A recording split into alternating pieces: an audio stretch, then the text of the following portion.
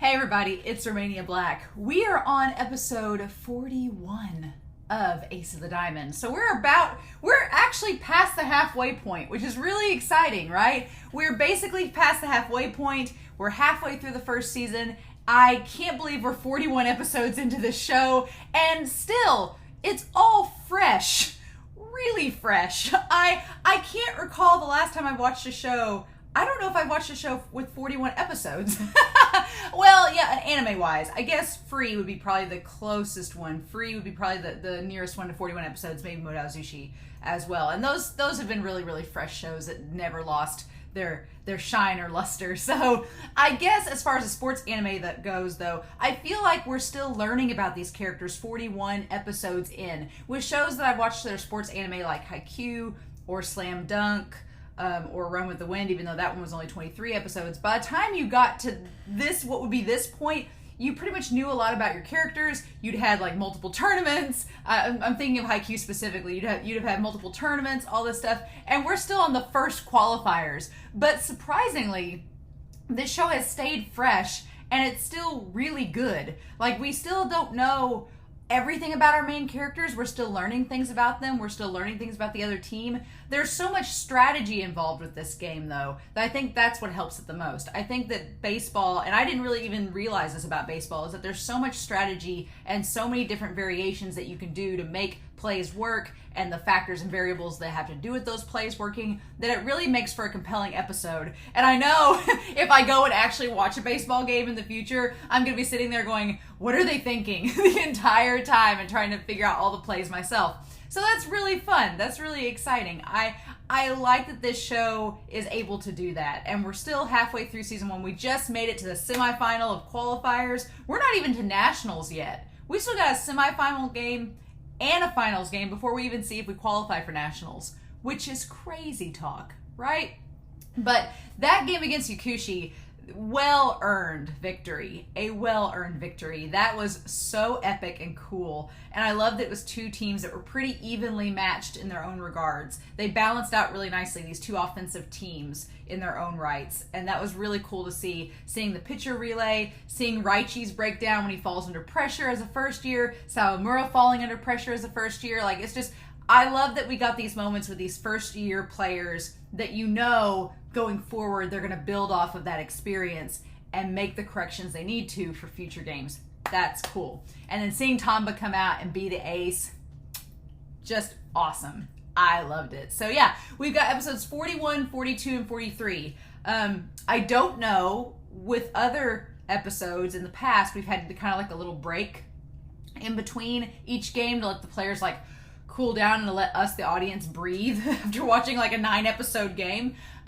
So I'm curious what they're going to do for this first episode. I'm assuming we're going to get into the semifinals. Now, May's team, May, the blonde boy, he's on the team that everybody's like, he's a really good pitcher. So I'm wondering if he's going to be semifinals or if he's going to be finals. Here's the thing. If he's not on the team they face for the semifinals, then I'm convinced that Seidou is going to make it to the finals at least, because they've got to face him again, right? It's just how we get there. But if he is a semifinal team, then who knows? So I feel like with sports anime, when you have a fated rivalry and you build it up and you build characters like May up, that it's kind of a hint that things are going to go a certain way.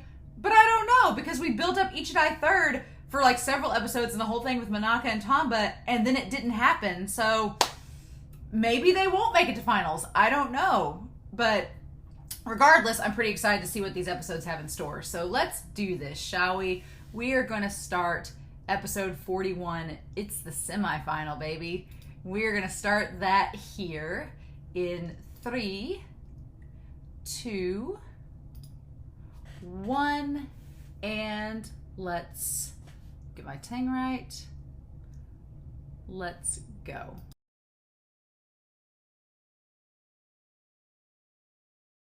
Oh my gosh, I've been doing so good with not having a cliffhanger. I've been doing so good. Everything was going great. It had been a nice 3-episode chunks. There hadn't been a major cliffhanger. This is like the first cliffhanger I'm like, are you kidding me? We don't get to see, because it's the ace of their team versus Sawamura, and he needs to get an out. They're up by a couple runs, but Should have known. Should have known. Dang it. Dang it, man. This was a good set of episodes. This game is already very different than the Yakushi game. Sensen is a very different team. And that's something else that I like about this series is that you would think, it being a show about a sport, that the teams would start to get repetitive, but they really haven't been. This team reminds me a little bit of Ichidai Third, a little bit, but Maki is a very different person than Manaka. Very different. There's a little bit of animosity towards Tamba. It's like he has the animosity towards Tamba, Maki does, whereas Manaka had like the childhood friendship and rivalry. But it's a very different game, and it's, again, you have Todoroki and Kateoga, the two coaches that were both like hot-headed, offensive-driven coaches. And here, what I like about this is that it is the seasoned veteran coach of 40 years versus the greenhorn coach, which is Kateoka. So there's a little bit to talk about in this episode, and so I've made my little notes to go through here. I'm really surprised that they actually made Furuya sit this game out. Really surprised, but it was a really smart move. Because, yeah, we've got to do a relay, but Tamba being back in the game, Tamba was able to pitch 5 innings, so that was a pretty decent amount. Sawamura's coming in to pitch, and then they still got Kawakami if they need him in the background. So it's smart that they made Furuya sit this one out, because even as he was going to the bullpen before then, the little fatigue bubbles that come out of Furuya's head, I love it. I love it so much. But yeah, I really, really like at the beginning of this episode, at the beginning of episode 40, or episode 41, I really like at the beginning of the episode that Miyuki is like, yeah, Sawamura, you're kind of an idiot, but you have an unwavering spirit. And that is what is a big factor on this team. Tamba's the ace, so he has this intimidating presence. Furuya is intense, but you have an unwavering spirit. Even when you got down against Raichi, you still were cheering your teammates on and still being the backbone of the team, the spirit of the team. Which is funny because then we have May in the stands who talks about, May is oh, well, you can't just pitch with spirit alone. And I'm like, if that's not setting up May versus Sawamura, I don't know what is, because that is quintessential rivalry talk. If you say that Sawamura is this unwavering spirit and is driven by his spirit in a pitching setting, and then you have a pitcher that's well, you can't just pitch with spirit alone, you're just setting up that rivalry so perfectly. I'm okay, show. Okay. So, and speaking of May, we had the scene that I wrote down, my notes are shorthand, so I'm what did that mean? We have Miyuki saying that there was a pitcher who talked to the ball. And I'm who would Miyuki know that would do that? And earlier on, we established that May knew Miyuki by his first name. So I'm wondering if May is the one that talks to his ball. I don't know. I find that curious. Coach Ukai. It said Ugai in one episode, but then Crunchyroll's description said Ukai in the next. So I don't know if it's Ugai or Ukai, either one. But I like that I love that all these coaches have definitive quirks, and his is that he mumbles a lot. It's kind of like Deku from My Hero Academia. He's just sitting there mumbling. And then he also talks about playing players with strategies, and that their whole team is made up of players that were turned down or didn't get invited by other schools. It's kind of again, sort of like Yakushi, a very underdog situation where they're kind of all the underdogs. They're the leftovers from the other schools, and they're still in the semifinals, so that should say something, right? But yeah, calling the smack talk from episode 41 where Ukai was giving the smackdown on Kateoka. I was ooh, not pulling any punches. So that makes me wonder if maybe, because he said he'd been coaching for 40 years, if he coached or saw a game where Kateoka was playing, and that's where he's got this kind of not a vendetta necessarily, but has these certain specific feelings towards him. And I like that we'll talk about baseball, but he just says that the coach makes too many gambles, too many rash decisions, and doesn't play things strategically enough. He doesn't make the safe moves. So I find that interesting. And then we have our tall pitcher, Maki, who did not get the Seidou invite and is quite angry about it. I really like Maki. He's very interesting because he's clearly a jealous, envious player, but you don't see it beyond the surface. You see it in his eyes and how frustrating he gets. And man, when Haraichi goes to bat, and he's like, you're just a first year wearing that uniform. It's like, I get the impression that MAKI being looked over and kind of shunned as a middle schooler definitely impacted him. And so he's like, how dare people look over me? Like, he has the whole episode, revenge, like a clear vendetta. But at times, him getting mad and worked up works to his advantage. But then at other times, it works to his disadvantage. So like, he gave Raichi the hit, and that's because he got so worked up and fired up. But then in other situations, him getting fired up made him stronger against players like Kuramochi and Masuko. So, I don't know. But I love the idea of Sawamura needing a babysitter, and Miyuki is the babysitter. And all the friends from junior high and Wakana showing up to cheer him on. I love that they haven't talked to him, because, yeah, that would have made him more nervous if he had talked to all of them first. So I'm hoping we get like a little mini reunion when this game is over, and so that they can all like chat and catch up. And I really just want Kuramochi to see Wakana, to know she's real, so that he can say that Sawamura has a girlfriend. I really want that. So it's established that Kataoka, his team, was the runner-up at Nationals. So when he's pitching to him at that practice, they're like, well, this will be a great chance to pitch against a guy who was on the runner-up national team. So yeah, what a tease. This show, how dare they? They set up a cool premise like the coach pitching to them, and they don't show us. I know it would have taken some time out of the pacing of the episodes, but I just want to see Kataoka pitch. So maybe we'll get that in a flashback later on in the match.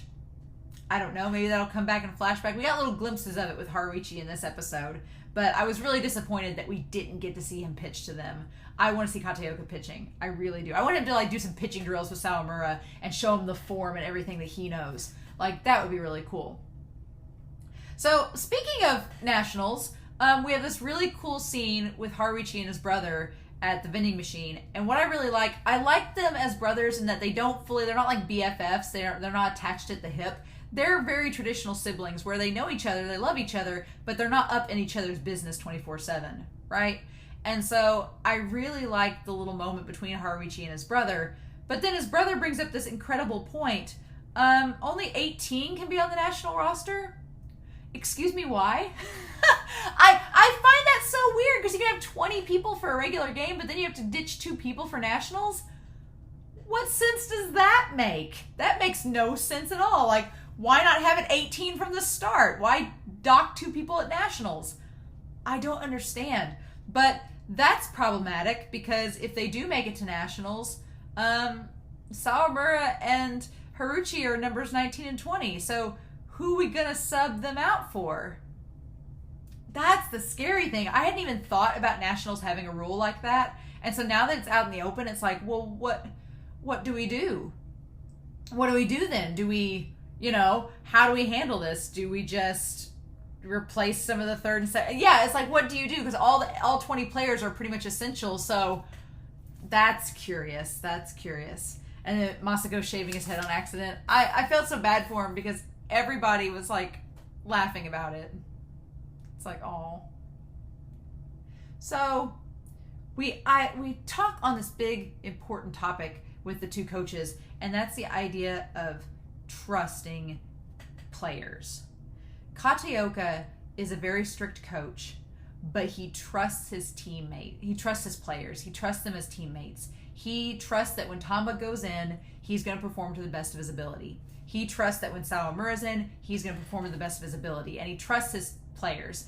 Coach Todoroki was an even more extreme version of that, where he was like, y'all just go out and do whatever you want. I ain't giving you a strategy. Just do what feels good. We'll see if it works. But Ukai is totally opposite of Todoroki and Kataoka. He doesn't even trust his own team. He's like, I don't trust my teammates. What if they make a mistake? He's like, they need to go by the book like I tell them. Like, otherwise they could make a mistake and lose. And I'm like, So I like this concept that's being put to the test here of trusting the players versus trusting the strategy, right? Because Kataoka plays some big risks and makes some big gambles in this game so far. Like the whole thing with Haruichi, that could have gone horribly wrong, but luckily it doesn't. Pitching in Sawamura, it could have gone horribly wrong. And so far it's been okay, but it's still been a gamble. And so even starting the match with Tamba and telling Furuya to sit the game out, that's a gamble. So Kataoka is like playing by his gut feeling and intuition and what strategy he knows, whereas Ukai seems to be totally going by the book strategy. Like, no, this is the optimal play for this moment. We're going to do it. And so he gets frustrated with Maki when Maki starts making his own plays and not following the code. So that's interesting. And saying that baseball is about probability, which there's a lot of statistics in baseball, and it is about the odds. But Seidou kind of works against the odds sometimes, and it works out. So that's really the idea of baseball being about probability, and that driving Coach Ukai is really intriguing. I really like that. So May doing some trash talk up in the Inashiro, up in the stands, like just sitting there all casual and cocky, like, Tamba's fastballs are trash. Like, dude, I mean, Tamba's fastballs aren't the best, but calling them straight up trash. And then I like that they define Sensen as boring but definitive. Because I don't think this game's been boring at all. I think it's been very unique compared to the Akushi game, so I've not been bored watching it. But as a team, they don't really stand out, right? Like, it's kind of like Aikikawa. Shunshin, the pitcher, was the main guy that stood out, and the rest of the team just kind of fizzled, and they were kind of like, we didn't know any of their personalities. And even though we've seen some of the players there with Maki, they don't really stand out. And so, at least with Yakushi, you had Sanada and Raichi. But I feel some of the other players stood out as well. Like the two friends that were Raichi's friends from the riverbank. Like, their team had more personality. Where Sensen is just, boring but definitive. Maki is intriguing. I really like Maki as a character. But the rest of the team is just kind of a blank slate. We don't really get much on them. And I wonder if that's intentional by the mangaka to kind of prove that point.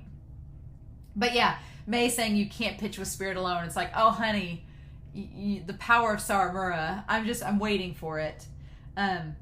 So then we get Maki's, his whole deal is that he was not invited to Seidou. He wanted to go to Seidou, but he wasn't invited. And it makes sense now because later on Coach Ukai said he was an unpolished diamond. He was really rough around the edges, wasn't as athletically skilled. And he's like, I see potential in this kid. I'm going to take him and mold him. And so he invited Maki to Sensen, which of course, if Maki's been denied all these invitations, of course he's going to jump at the one that's given to him, right?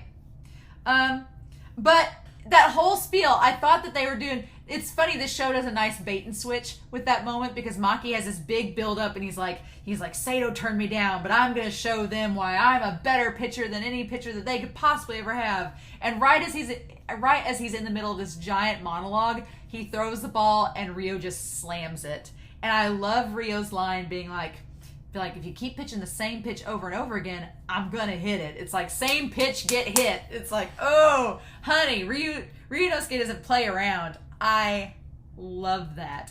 And I love the brother dynamic with Hariichi and him, like them just supporting each other in those moments. Like, it was so good. So, and then Coach Ukai also says the phrase, he's like, never fight a battle you might not win. Well, that's every battle. That's every battle. You might not win. Luck may not be on your side, you know?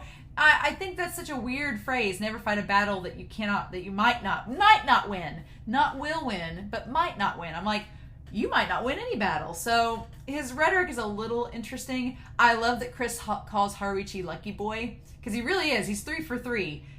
He's hit every time he's gone up to bat, and we've established his RBI is pretty high, but I mean, right now it's 1, which is crazy. So I don't know. He is definitely our pinch hitter for sure, but I love that he's Lucky Boy. And we got to see his eye again. I actually saw it this time. So many of you commented back in like episode 29 when we first saw his eye, and so I went back to look. I was like, where is it? And I saw it for the brief moment that it was there. And so this episode, I'm like, nope, there it is. Like, not going to miss it this time. So there's that.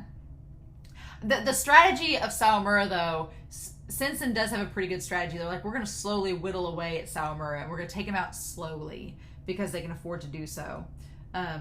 And he says he wants to make Kataoka lose his cool.